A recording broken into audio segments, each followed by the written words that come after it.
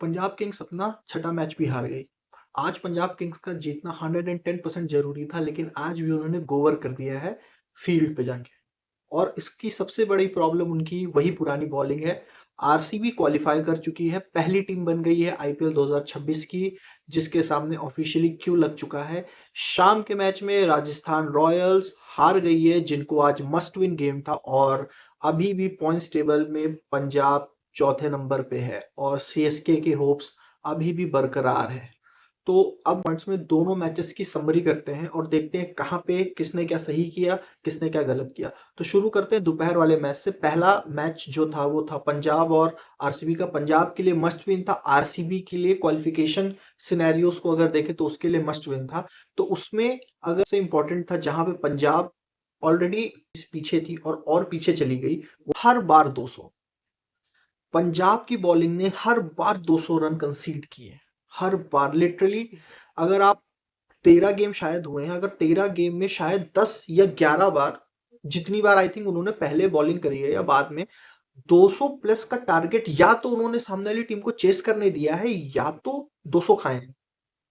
आप एक टीम हो जिसकी बॉलिंग वीक है और आप उसका कोई हल नहीं निकाल रहे हो। ये जो पंजाब किंग्स ने किया है ना कि weak weak weak weak weak bowling खिलाते चले गए, उसको चेंज नहीं किया, क्योंकि वो अपने बैट्समैन पे इतना ज्यादा कॉन्फिडेंस है कि हम तो 200 चेस कर लेंगे। और जिस दिन से वो अपने इस चीज से पीछे हुए कि उनके बैट्समैन ने उनको 200 चेस करके नहीं दिया या वो टॉस हार के उनको पहले बैटिंग करनी पड़ रही है, वहीं से पंजाब का डाउनफॉल चालू हुआ और पंजाब लगातार वहां से खराब करता हुआ चली गई है। तो आप एज अ बॉलिंग यूनिट और बैटिंग यूनिट आपको ये हमेशा ध्यान में रखना चाहिए किसी भी टीम को कि हर दिन 200 नहीं खाने हैं भाई। किसी दिन आप 200 खा लो, किसी मैच में खा लो, दूसरे तीसरे मैच में खा लो, मगर आप हर दिन अगर 200 खाओगे तो हर दिन आपके बैट्समैन नहीं मार के देंगे आपको 200। दूसरा पॉइंट मुझे लगता है सबसे ज्यादा इंपॉर्टेंट पॉइंट है कि श्रेयस अय्यर की बहुत ज्यादा वीकनेसेस हैं। बहुत ज्यादा इसलिए मैं कह रहा हूं क्योंकि पहले श्रेयस अय्यर का था कि पहले श्रेयस अय्यर शॉर्ट बॉल पे आउट होते थे। अगर आप लोगों को याद हो, पहले श्रेयस अय्यर शॉर्ट बॉल पे आउट होते थे। अब रिसेंटली क्या हो रहा है कि श्रेयस अय्यर ऑफ स्टंप वाली गेंद पे आउट हो रहे हैं। पिछले मैच में शार्दुल ने भी वही फंसाया था, इस मैच में भी रसिक सलामदार ने उनको वही फंसा लिया। Even in the finals Shreyas Iyer कुछ ऐसा ही आउट हुए थे। इवन आरसीबी के सारे मैचेस में पिछले श्रेयस अय्यर ऐसे ही आउट हुए हैं। तो श्रेयस अय्यर की ये कुछ ज्यादा वीकनेस। श्रेयस अय्यर जैसे कैलिबर का प्लेयर अगर इतना ज्यादा एक्सपोज होता रहेगा हर बॉलिंग के सामने, हर दूसरे तीसरे दिन उन सामने आ जाती है, तो वो टीम के लिए बिल्कुल भी बेनिफिशियल नहीं है। और जिसकी दिक्कत पंजाब को हो रही है, जो पंजाब के लिए ये दिक्कत हो रही है, श्रेयस अय्यर का ना चलना पंजाब के लिए सबसे बड़ा सरदर्द है।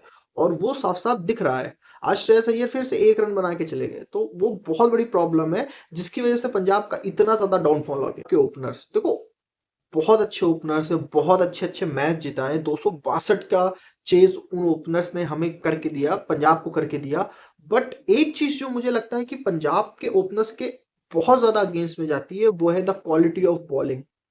अगर बॉल थोड़ी सी भी मूवमेंट जा रही है, बॉल में थोड़ा सा भी सीम है, स्विंग है, और पंजाब के जो ओपनर्स है ना वो अंडर प्रेशर नहीं खेल पाते।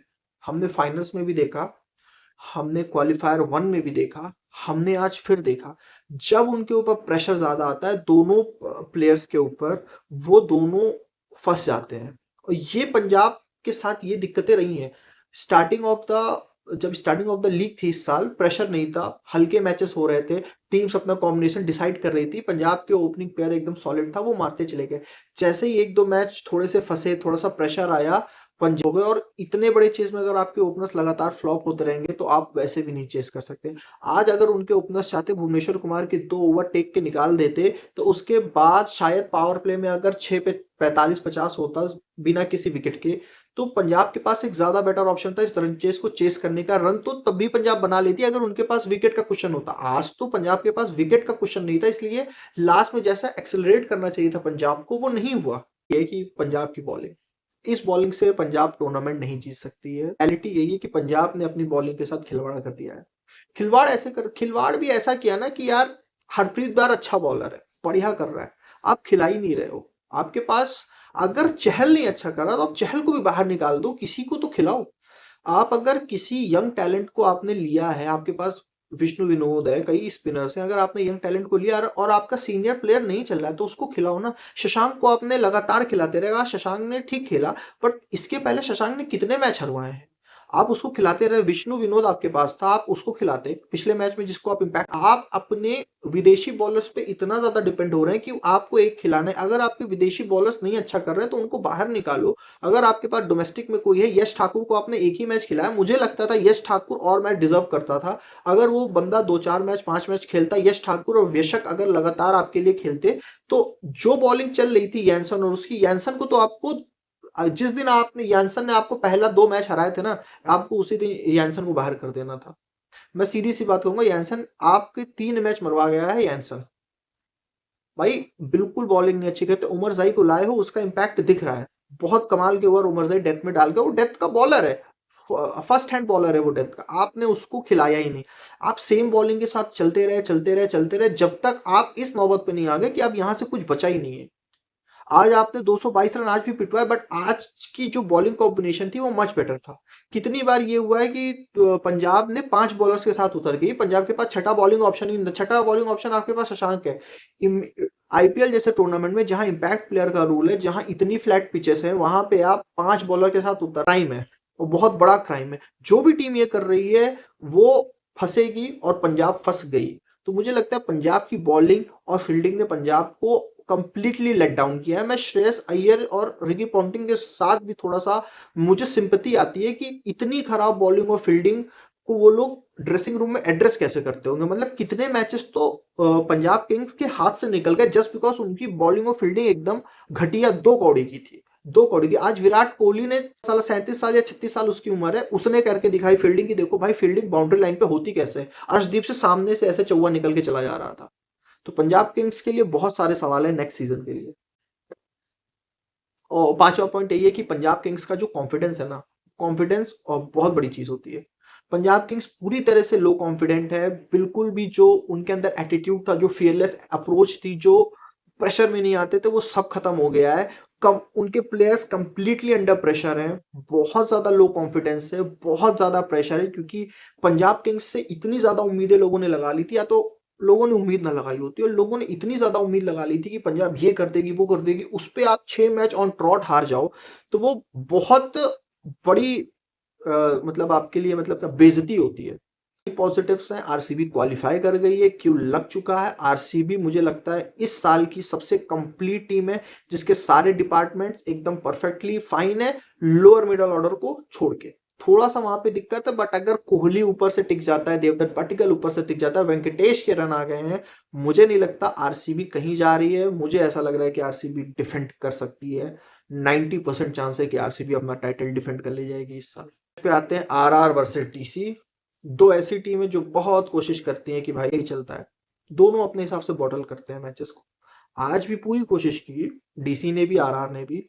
उनके भी डिस्कस कर लेते हैं, 5 ही पॉइंट उनके भी डिस्कस करूंगा। आरआर से ही चालू करते हैं क्योंकि आरआर हारी है। तो आरआर का जो, आरआर पहला पॉइंट मेरा यही है कि भाई जडेजा को कौन बाहर बैठालता है, बिश्नोई को कौन बाहर बैठालता है इतने इंपॉर्टेंट मैच में। 10 दिन बाद तो तुम खेलने आ रहे हो। आरआर की टीम 10 दिन की छुट्टी के बाद खेलने आई, और आते ही उन्होंने कहा कि भाई जडेजा को मैं बाहर कर दूंगा, मैं बिश्नोई को भी बाहर कर दूंगा। और अब दिमाग देखिए आप, दशरथ शनका को ये 17वें ओवर में ये लेके आ रहे हैं इंपैक्ट करके। दशरथ शनका को 17वें ओवर में ये इंपैक्ट करके लेके आ रहे हैं खेलने के लिए। ध्रुव जुरैल एक तरफ टिका है, जोफ्रा आर्चर तुम्हारे पास बैठा है, जोफ्रा आर्चर ठीक ठाक बैटिंग कर लेता है, लेकिन नहीं भाई, हम दशरथ शनका को लेके आएंगे, हमें बॉलिंग से मतलब ही नहीं। बॉलिंग तो डोमिनोन फरेरा डालेगा, बॉलिंग तो हम फरेरा से करवाएंगे, क्योंकि भाई उनका प्रीमियम बॉलर है। जडेजा को तुमने बैठा, जडेजा की जगह ये एक लौंडा लेके आए नया, रवि सिंह करके लेके आए किसी को जडेजा की जगह, और उसको मिचेल स्टार्क के आगे भेज दिया खेलने के लिए। चौवा मारा, दूसरी पैर पे डाल दी मिचेल स्टार्क ने, वो फंस गया। मिचेल स्टार्क ने एक ओवर में 3 विकेट, ऐसा कोलैप्स मारा ना। 162 पे 2 थे ये, 162 पे 2 से 5, 3 विकेट एक ओवर में गिर के चले गए। वही राजस्थान का मुझे समझ ही नहीं आता कि जब शुरुआत इनकी होती है तो ऐसा लगता है कि भाई ये बेस्ट टीम है, और अब जब ये खेल रहे हैं तो ऐसा लगता है कि ये गुड टीम है। क्या कप्तानी करते हैं, क्या प्लानिंग करते हैं, मुझे कुछ भी आइडिया नहीं है इनका। आज किस महान का डिसीजन था कि मैं जडेजा को नहीं खिलाऊंगा, जो आपके 4 ओवर निकाल के देता, प्लस आपको बैटिंग करने के लिए देता, और बिश्नोई बिश्नोई को हम इम्पैक्ट नहीं किया, दशम सड़का को ले आए जस्ट बिकॉज 3 ओवर और खेलने थे। रन तो उतने ही बने, 10 रन का डिफरेंस था। 10 रन तो वैसे भी अगर बिश्नोई आपको 4 ओवर में 20 रन देके 3 विकेट ले जाता तो 10 रन आपके वैसे ही कंपनसेट हो जाते। Point, batting collapse. भाई बैटिंग कोलैप्स दोनों ही तरफ से हुआ है। फर्स्ट तो डीसी भी गई थी, वो केएल राहुल उधर विकेट, साहिल पराग का उधर विकेट, फिर ट्रिस्टन स्टब्स ने वो फालतू का शॉट मारा उधर विकेट। लेकिन जो कोलैप्स आज आरआर ने किया है, इतना तगड़ा खेल रही थी। मिचेल स्टार्क का एक ओवर आता है, रेयान पराग का विकेट जाता है, डोमन फरेरा आते हैं। डोमन फरेरा पहली बॉल स्टार्क को हिट करने चले। भाई देख के खेल लो, एक बॉल दो बॉल देख के खेल लो। पहली बॉल हिट करने चले गए, आउट हो गए। एक नया लौंडा आता है रवि, वो आया, उसने एक गलती से उसे एक चौवा लग गया। दूसरी बॉल पे वो भी सोचा हम स्टार्क को और मार देंगे, स्टार्क ने पैर पकड़ लिया और वो भी खत्म। तो ये ऐसा जो कोलैप्स हुआ ना, रिकवरी नहीं कर पाई आरआर। उसके बाद जो टारगेट 240 245 था, 193 पे रुक गया, 193 94 पे। सबसे अच्छा चांस आरआर के पास था आज का मैच जीत के, 240 बनाते तो ये आज का मैच जीत जाते। बट नहीं भाई, डीसी का यंग टैलेंट, क्या बेहतरीन टैलेंट है डीसी के पास, बट उनको यूज कर। चेन्नई सुपर किंग्स में इतनी इंजरी हो गई, सब कुछ हो गया, वो अपने रिप्लेसमेंट्स को लगा, लोगों के जो उनके यंग प्लेयर्स थे उनको खिला खिला के उनको ट्रेंड कर रहे हैं, उनसे मैच जीत रहे हैं। डीसी के पास इतना तगड़ा टैलेंट भाई, माधव तिवारी को पद कहाँ रखा था भाई, क्या टैलेंट है भाई। वो मुकेश मैकग्राथ से कितना तगड़ा प्लेयर है, उसने लिटरली पिछला मैच भी जिता के दिया, आज भी 2 विकेट लेके आपको मैच बना के दिया। उसके बाद विप्रज निगम इनके पास है, साहिल परेख इनके पास, इतने अच्छे अच्छे प्लेयर्स। पुरेल भाई साहब, ओपनिंग क्यों नहीं कराना पुरेल से, क्यों निशंका को खिला रहे थे, निशंका से ज्यादा अच्छा पुरेल खेल रहा था। पुरेल से ओपनिंग कराते, मिलर और स्टब्स नीचे थे, 2 फास्ट बॉलर आपके पास थे, क्या खतरनाक टीम थी दिल्ली की। इन्होंने अपने हाथ से अपने दोनों पैर काट दिए भाई दिल्ली ने, मैं सही बता रहा हूँ। यंग टैलेंट को बैक ना करना दिल्ली की सबसे बड़ी प्रॉब्लम। चेंजेस क्यों, कोई जरूरत ही नहीं है इतने सारे चेंजेस करने की। आप ढंग की टीम्स खिलाते स्टार्टिंग से अच्छे से, आप दिल्ली क्वालिफाई करनी चाहिए थी, दिल्ली की टीम इतनी स्ट्रांग थी। बट नहीं, इन लोगों की वजह से ये लोग, इस चौथा पॉइंट तो मैं यूनिवर्सली एड्रेस करूंगा, मैं पहले भी एड्रेस कर चुका हूं बट मैं आज फिर से एड्रेस करूंगा। इस लीग में फील्डिंग, कीपिंग और बॉलिंग का स्तर बहुत नीचे जा चुका है। बॉलिंग को तो फिर भी भुवनेश्वर जैसे बॉलर्स बचा के रखे हैं, बट फील्डिंग और कीपिंग का लेवल बहुत नीचे जा चुका है, बहुत। अब मुझको लिटरली ऐसा लगने लगा है कि प्लेयर्स सिर्फ, या तो जो बॉलर है वो बॉलिंग की प्रैक्टिस करता है और बैट्समैन तो सिर्फ छक्का मारने की प्रैक्टिस करने जाते हैं, क्योंकि आधे बल्लेबाजों को ना स्ट्राइक रोटेट करनी आती है और ना फील्डिंग करनी आती है। ये कथित सच है इस लीग का इस साल। इतने कैच छूटे, 13-14 वाइड दे दी ध्रुव जुरैल ने, और आज मैं देख रहा था ध्रुव जुरैल के हाथ में एक बॉल नहीं आ रही थी। ध्रुव जुरैल हमारा टेस्ट का विकेट कीपर है, पता है ये चीज आपको।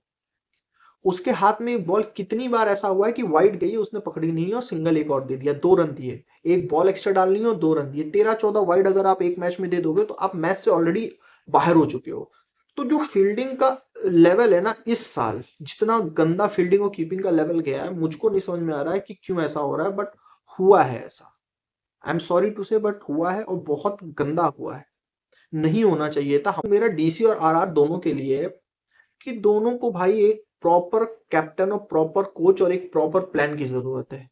इतने सारे पोटेंशियल प्लेयर्स इनके पास हैं, इतने सारे अच्छे प्लेयर्स इनके पास हैं, बट स्टिल ऐसा फील होता है कि ये लोग लैक कर जाते हैं मेन पॉइंट पे आके। उसके पीछे सबसे बड़ा ये रीजन है क्योंकि इनके पास प्लान्स नहीं है, इनके पास एग्जीक्यूशन नहीं है सही, किस प्लेयर को कहाँ पे खिलाना है, किस प्लेयर को बैक करना है, किस प्लेयर को बाहर निकालना है। इनके पास इस चीज की सेंस नहीं है, इस चीज की समझ नहीं है। इनका जो भी मैनेजमेंट, जो भी कोच काम करते हैं, उनको इस चीज का बिल्कुल भी आइडिया नहीं है। स्काउटिंग टीम अपना काम बहुत अच्छे से कर रही है, इतने अच्छे अच्छे प्लेयर्स लेके आ रही है, बट इनका जो कोच और मैनेजमेंट है और जो कप्तान है, वो इनको कैसे करना है, कैसे एग्जीक्यूशन करना है, कब किस प्लेयर को खिलाना है, ये बिल्कुल नहीं आता है इनको। खुला हुआ है। मुझे लगता है 3 टीमें जो क्वालिफाई कर जाएंगी, पंजाब नहीं, जो 3 टीमें 100% क्वालिफाई कर जाएंगी, वो तो आरसीबी ऑलरेडी क्वालिफाई कर चुकी है। मुझे लगता है कि गुजरात और मुझे लगता है हैदराबाद भी क्वालिफाई कर जाएगी कल तक। कल सीएसके से मैच है, मुझे बहुत ज्यादा उम्मीद है नहीं। चौथी टीम कौन सी होगी ये देखने वाली है, क्या पंजाब क्वालिफाई करेगी या वहां पे कुछ बदलेगा।